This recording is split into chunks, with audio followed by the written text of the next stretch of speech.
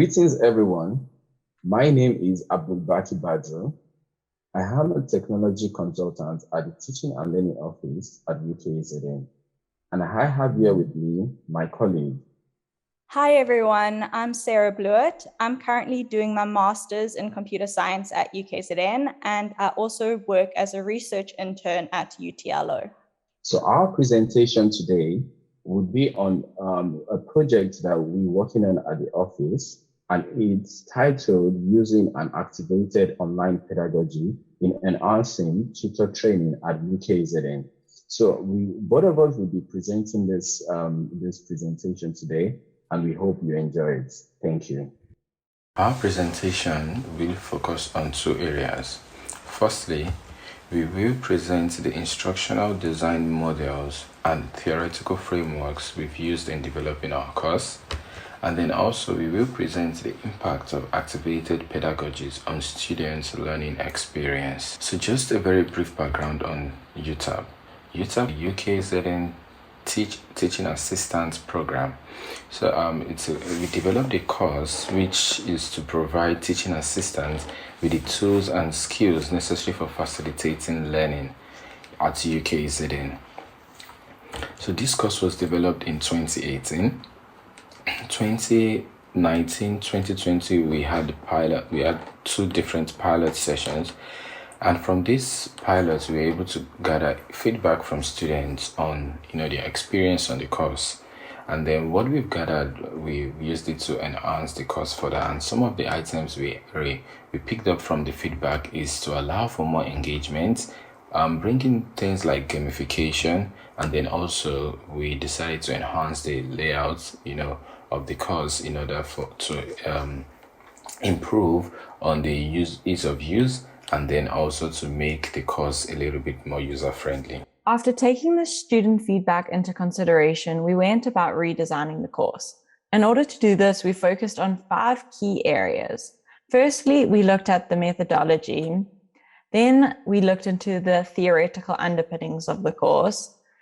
We then looked at how we could redesign the course layout, and also how we could design the student workflow in a way that was easy for students to understand and follow.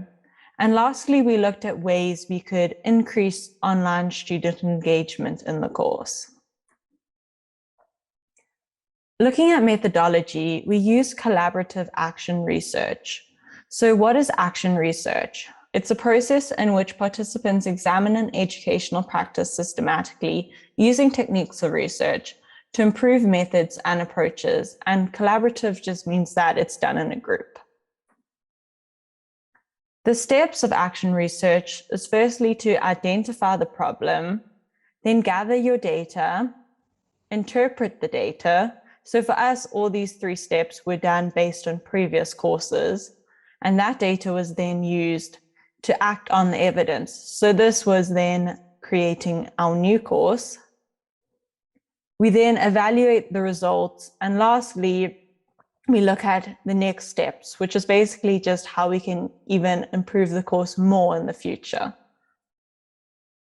Now, the theoretical underpinnings. We had 4 models that we used for our theoretical underpinning for our new course, and that was TPAC, ADDIE, ACT, and the adaptive model. And we'll look at all of these models in a bit more detail in the next few slides. In the interest of time, we will only highlight the main constructs in the theoretical frameworks we've used. So TPAC stands, it's the Technology Integration Framework, and which is used in the higher education sector in developing or integrating technology into our teaching practices. So in order to do this, you have to understand the content knowledge first, which comes from the lecturer, then the pedagogical knowledge, which comes from the curriculum expert, and then also the technological knowledge, which is usually from the instructional designer. So it's essential that you integrate these 3 and ensure that they are all aligned. Looking at the ADDIE model, the ADDIE model is a systematic way of developing your course online. Firstly, you have to analyze the content of the course, and then other aspect, or the type of other aspect of the curriculum, assessments, and then you design the course as a blueprint, which it's like developing a plan of how you want to the course to run. Then development is the actual implementation, like designing on your LMS. Then implementation phase means you rolling out the course to your students. Then the evaluation is when you collect information using maybe questionnaires or open-ended questions to collect to understand the students' experience on your course. ACT stands for the Activated Classroom Teaching Model. So the ACT model is basically a model of engagement. It's split into 6 different digital pedagogies, which allow you to bring in high levels of student engagement into your online course.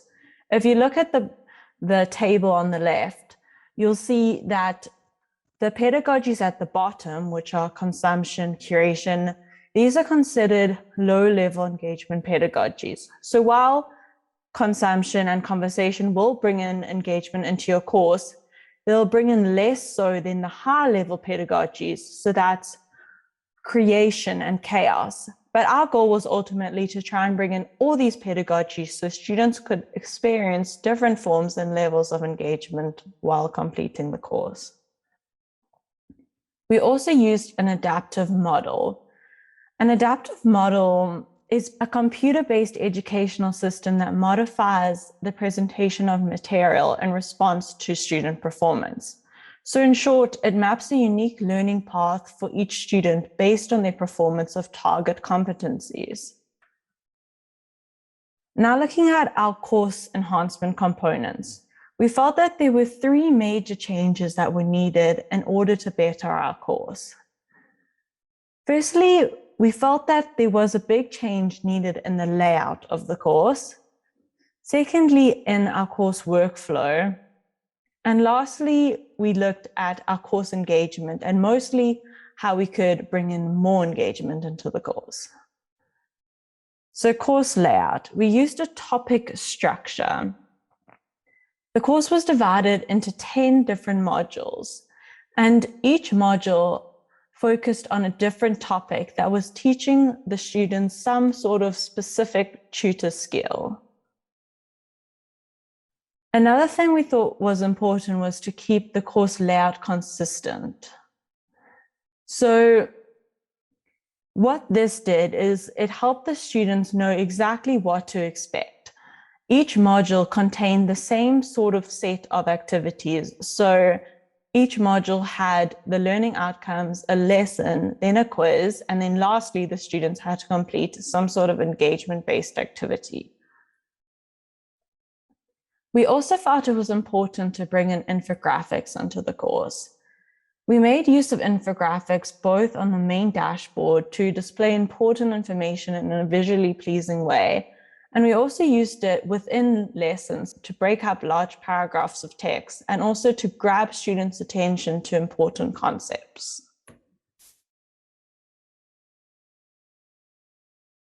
Now, looking at our course workflow, we developed a workflow that students had to view before they could start the course. So we did this so students would know exactly what to expect in their learning journey, and it gave them a complete overview of the course and what they needed to do in order to achieve their certificate at the end of the course. The workflow was set out in a linear way. This is basically how we adapted the adaptive model. So instead of using some form of AI to predict what students needed to learn and what they didn't quite know enough of, we just use restrictions on lessons.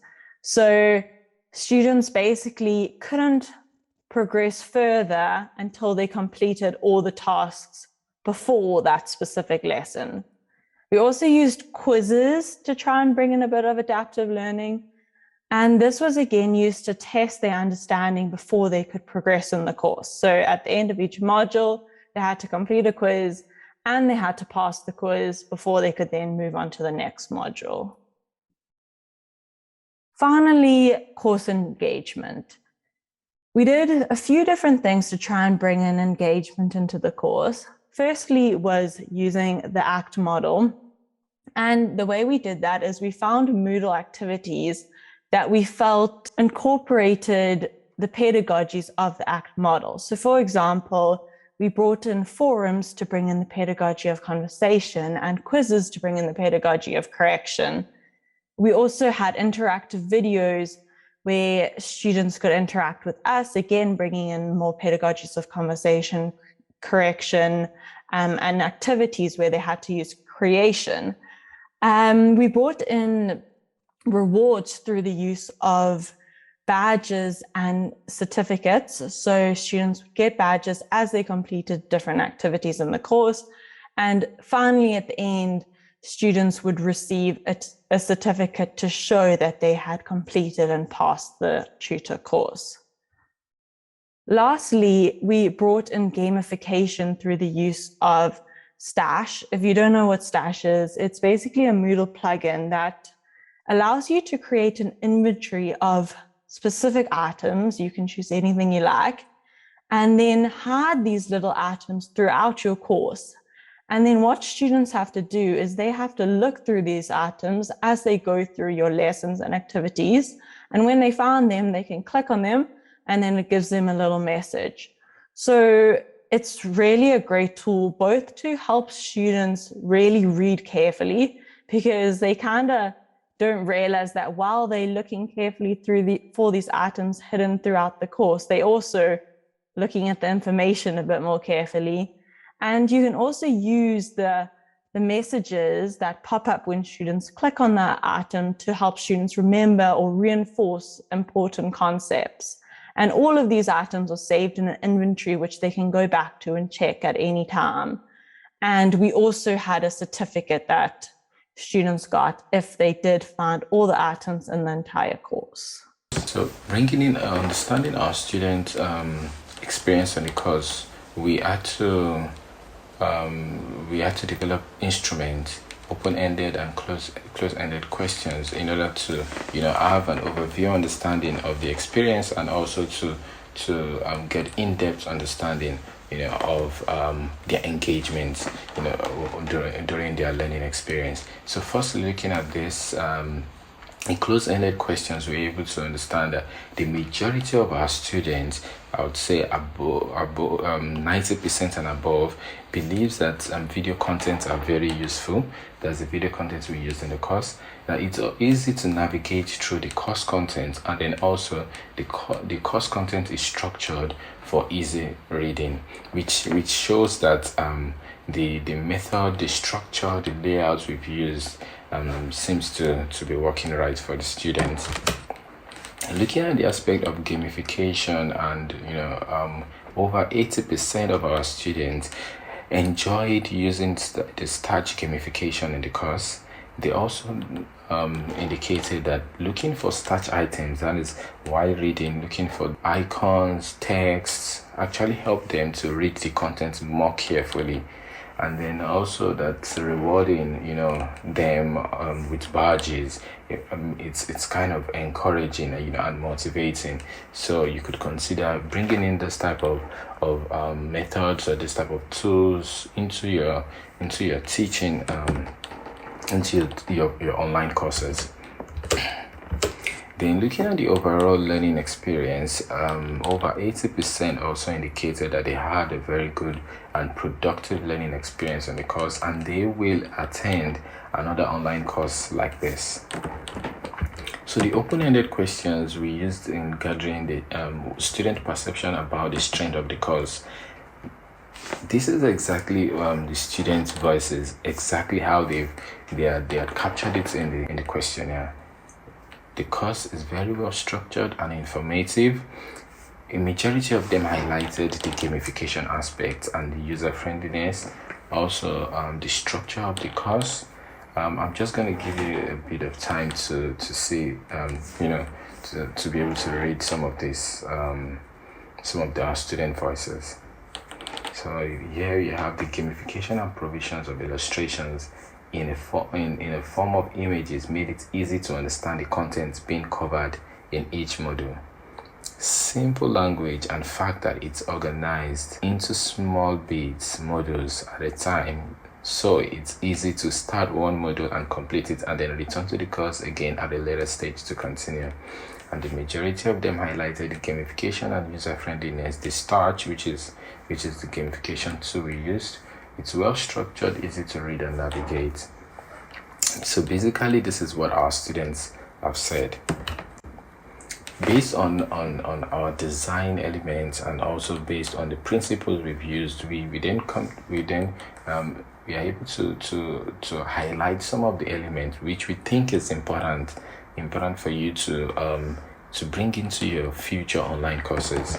One, the layout needs to be simple and consistent. The graphics and visual content, you need to bring in graphics into the content instead of just having it full text, which makes it more appealing to a student. Activated online pedagogies, bring in different tools that would allow you to engage your students at different levels. It could be student to student engagements using things like charts, using forums. It could be lecturer to student engagement, like your live sessions where you then deliberate on practical knowledge. And then also it could be students to content engagements, where you bring in things like gamification, where they have to engage in content one way or the other. And lastly is the aspect of rewarding your students, which gamification allows you to do. So it's just a thing of giving them badges, giving them certificates after completing different activities in the course. This is just to encourage and motivate them during their learning process. And in conclusion, we think the methods discussed and that we've implemented in our course has really helped students to read and understand and engage with our content on a deeper level, which we believe or which we think that lecturers should consider. Also, adopting this methodology, though this methodology is a fully online course and it's a self-paced course, however, lecturers can adopt this same method in their blended learning approach, where, say, for the first module, you could decide that the first 2 weeks your students will engage in a fully online course like this, where they would learn principles, concepts, theories about the course you will be engaging them in later in your either live lectures or face-to-face lectures, depending. So we employ lecturers to consider bringing in this type of online course into their students' learning experience. Thank you for listening to our presentation. We hope you enjoyed it. Thank you. You can also engage with us in the question and answer session later on.